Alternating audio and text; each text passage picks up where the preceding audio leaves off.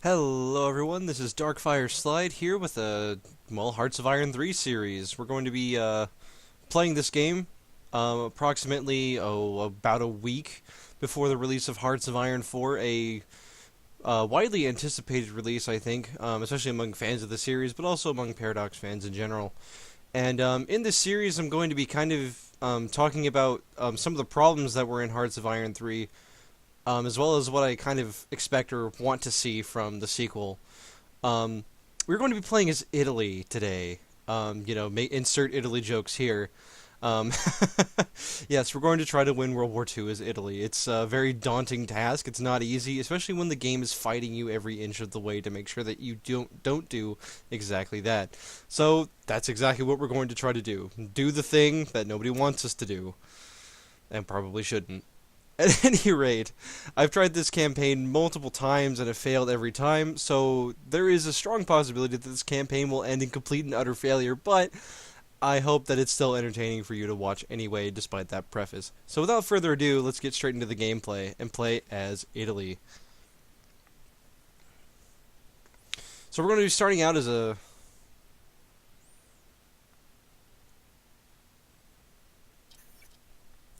Alright, here we are. It is Italy, 1936.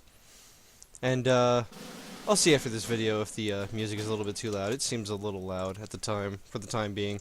So what's the national situation at the start of the game here in 1936 for our Italian regime?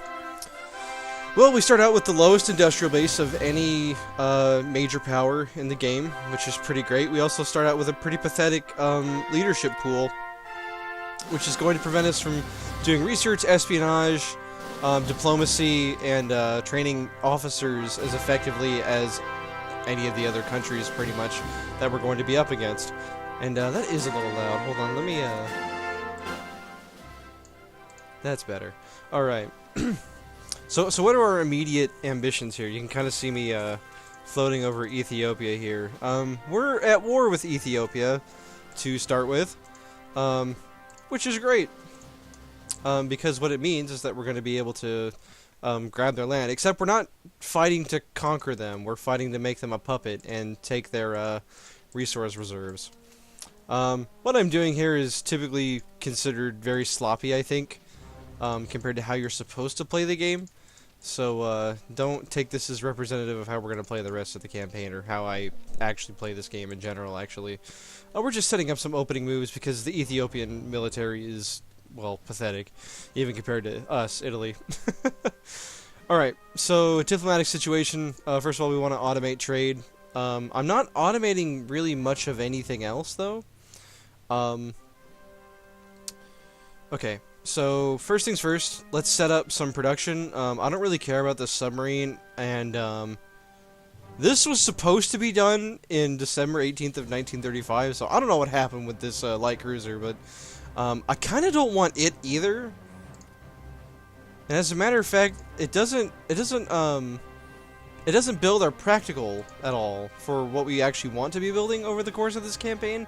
So I'm just gonna delete that too, even though it is a free light cruiser. I guess it is free. It feels like such a waste. Alright, so first things first, we have to decide between upgrading our current units or building entirely new divisions altogether. And well, I think honestly the answer to that is both. We're gonna do both. We're gonna set our industrial capacity. We're gonna make it so it prioritizes upgrading our units so that our units are always top of the line, with production taking an immediate backseat, as well as supplies and reinforcement. A lot of playing Hearts of Iron 3, and this is something you can harp on the game a lot for, and rightly so, I believe. A lot of Hearts of Iron 3 is basically letting the game play itself. Now, I could micromanage all of these sliders, but why would I want to? Because that means I constantly have to switch between sliding this upgrade slider up and down every time a singular unit gets done upgrading, and changing all of these sliders, you know, as needed.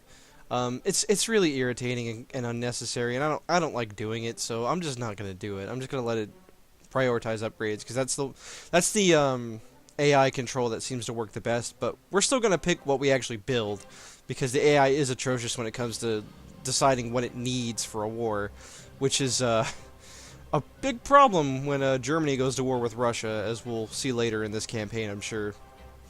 To start with, we're not gonna build any infantry. What we're instead gonna do is just build these. We're gonna build some artillery, starting out, and we're gonna build some. We're gonna start production on these light armor regiments. I think we'll just go with a second motorized. Yeah, that sounds good. Alright, so this is going to take up most of our industrial capacity, even once the upgrades are finished. And you know what? We'll train... Let's train a close air support while we're at it. It's not going to be that useful, but we'll train it anyway, just to get our practical up. Alright, so when I keep saying practical, for those of you who are not familiar to Hearts of Iron 3, basically, now that we're on the tech screen, which is one of the coolest parts of this game, I feel, you have a difference between what's called your theory and your practical when it comes to building and researching. And the difference is you know, in concept, that theory is your actual ability to think up new things, and so that's going to lower affiliated researches. And then practical is going to be like, well, how much of this actually works in practice? Because we can come up with tank designs all day, but until we actually build tank designs, our experience with it is going to be severely hampered, and thus, you know, it's not going to be as useful of information on the theoretical side. Now, as Italy, we do have a few things in our favor here. Not being that we don't have medium tanks unlocked at the start, which we really want to build as soon as possible. And as such, we're going to immediately research all of the prerequisite technology, which is all of these light tank technologies. And then once those get researched, and about a year passes, we will be researching the level 3 ones to get these beautiful self-propelled artillery brigades, which are fantastic units. Alongside our immediate tank upgrades, which goes along with our general strategy of what we're planning to do later, which in a nutshell is we're going to try to blitz Russia as Italy. Which sounds crazy, and it is, but we're going to try it. So we're going to try to research that. We're going to try to immediately try to get our production up, because as Italy, we are a little bit behind the curve on that. We're going to get some more manpower for our country, because 633 is woefully low for a country that's going to be at war for the next, oh, well, in about 3 years, for probably about 6 years after that. So we're going to be wanting to work on that as soon as possible. And then another problem that really comes up for Italy is steel production and rare materials. Both of these are really difficult to come by. Oil, surprisingly, is not going to be a problem, because we plan on taking over Iraq and Turkey, who have, and Romania, who have vast oil reserves that are going to serve our purposes very well. Now we need to remember, I need to remember, to research mechanical computing machine and education, starting as early as 1937, or possibly waiting until 1938 itself, because this is going to improve our research efficiency and the amount of points that we have that we can actually put into research itself, without delving too deep into how that actually works. Now, how do we feel about our infantry? They're going to be important, but as far as like actual infantry go, that's a tough question. I kind of just want to throw them by the wayside and say screw them. We don't need them. But at the same time, it would be really nice to unlock a Marine infantry division. And why do we want Marine divisions? Well, if you look at the Soviet Union, we go to the terrain map mode, a lot of this is plains, but Russia has a lot of rivers. That's a problem. And we need people to cross those rivers. And the perfect people to cross rivers are Marines. So it is entirely likely that we're going to be upgrading a lot of these infantry divisions that we start out with to Marine divisions later on. So we want to unlock that pretty quickly as well. Now, how do we feel about, well, everything else, really? Well, we want to get it, right? Like, we really want to get artillery upgrades and anti-tank gun upgrades. Like, these are both going to be, like, really useful to us, I think, over the course of this campaign. Now, one thing I've always had issues with when determining what to do as Italy is deciding whether or not I want to invest in the Navy. Because the thing is, no matter how hard we try, we may even be able to beat the Allied fleet. I did it in one campaign. I actually managed to sink the entirety of the United Kingdom's fleet and the United States fleet. As insane as that sounds, because my battleships and destroyers were fantastic. Unfortunately, Germany lost to the Soviet Union, and so none of that mattered. So as far as I can tell, the Soviet Union is the biggest threat that we have right now. So we're going to be wanting to deal with that as soon as possible, and as best as possible. Now, let's, alright. First things first, let's lower our diplomacy down to a really, really low level, because we don't really want to do anything diplomatic. In fact, point 2 is pushing it. We're going to put it up to point 1, because that's really all we need in diplomacy.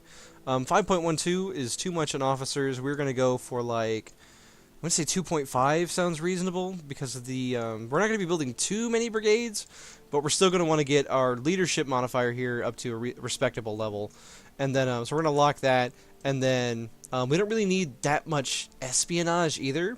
And, in fact, most of the espionage we conduct is probably going to either be on the UK or the Soviet Union, which I'll set up in a second. But I think 3 is a reasonable level, and I'm going to keep our... yeah, 10 seems pretty good for what we're wanting to do here, because that'll let us get all of our light tank stuff. Let's get our industrial production and efficiency. But what I will do is I'm going to try to research all of this infantry stuff fairly early, so that we can start upgrading our divisions to Marines fairly quickly, and then research our steel production stuff after that. Although we can't even if we do that, we're still not going to be able to... so we'll be getting 64% of what we actually want to do by researching infantry anti-tank weapons. Which is still helpful, it's still useful, but it's going to come in a bit after we do everything else. That's just something we're going to have to deal with, honestly, because we don't really have the leadership to spare, because we really want to get our espionage up for disrupting the unity of the Soviet Union. Although now that I think about it, and a lot of these words to people who haven't played Hearts of Iron aren't going to mean, like, anything. Which is fine, I guess. So here's the thing. For a country to surrender, they have to lose a number of victory points based on this number right here, their national unity. So one thing we could really do to hurt the Soviet Union in advance, because we know that we're going to fight them, you know, we're being a little ahistorical here. We're going to send max priority to the Soviet Union, and we're going to disrupt their national unity as much as possible. We really, really don't want them to, yeah, we really don't want them to have a lot of national unity, because national unity has other bonuses, apart from just, you know, the immediate benefit of not losing your country. Like, you can, the higher your national unity is, the better policies you can enact. And the threshold is like 80 on that, so basically we're already set as Italy. So we do have something going for us, which is pretty nice. And then what we're going to do as Italy is raise counter espionage. And that's all we can really afford to do with our espionage. Playing countries like Britain and France, you can kind of get away with a lot of stuff. Like, one game is France, in this expansion for the Motherland. I managed to get Italy and Japan to join the Allies. Against Germany, which was pretty hilarious. It didn't work quite as well as I would have hoped, but it was still pretty great. It was still pretty funny. I'm still debating whether or not I want to build this close air support fighter, because it will be useful for crushing Russia's tanks, and they're good at attacking ocean tiles. So you know what? We're gonna go ahead and build those, and then get back to the question of whether or not we want to do naval stuff, because the problem with doing naval stuff is that we don't have the leadership for it, right? Like, we can barely afford, if we want to keep up on time, we can barely afford to do this stuff right here. Like, this is going to take like a cycle is going to take about half a year. Like as you can see, some of these researchers are going to finish in like June and July and May. So it's going to take like half a year to do that stuff, and then it'll take the other half of the year to do the other stuff. So really, we can only afford about 21 projects right now, which is not where we want to be, honestly. So I don't know. I may ignore it, or I may just research one tech at one point, and then call it a day. Because you know what, we need to win the land war. That's the important thing right now is winning the land war with Russia. That's what's going to matter in 1940. That's right, by the way. We're going to declare war in 1940 before Russia has a chance to really build itself up and become an eminent power. All right, so now we need to pick our doctrinal stuff, and I'm going to say our research budget for the time being is 30 projects. So let's see how far we can get with 30 projects, because later down the line we'll have more leadership to spend on this sort of stuff. Now, we could skimp on espionage a little bit, and you know what? I think I will. Hold on, I meant to unlock that. Yeah, we're going to lower our espionage down to 2, which is not that great, but it's still going to be producing spies, which we need. We're still going to be building some officers, and then we're going to be getting 11. We're going to be getting a whole another point of research. So we're going to be able to get this ahead of time, as well as support a couple more research projects for the total cycle. Okay, so we're going to be researching some doctrinal stuff here. We're going to be researching stuff that helps tanks, because we're going to be building tanks as Italy. It's going to happen. So let's see. Let's think about our second cycle here is going to be up to our 23rd project. So we only have 4 more projects we can put into this for the second cycle. So these are the things that we really want to have no matter what. Now the thing is, if we tell infantry to go screw themselves, which we should, because they're infantry, then I think we can focus on other stuff like special forces, assault concentration, and some of these other nice techs that you get. For the time being, we're only going to research a couple of these, because researching all these at the same time is bad. And here's why. Because for every one of these techs we research, we get theory, which further improves the speed of later projects. So that means, well, of the same type that use the same theory. So like right here for Spearhead Doctrine, we can see that because we have no skill in Spearhead Doctrine, because we don't know how to do it at all, we're taking a negative 50%. So that's pretty terrible. But we need to research these. There's just no way around it.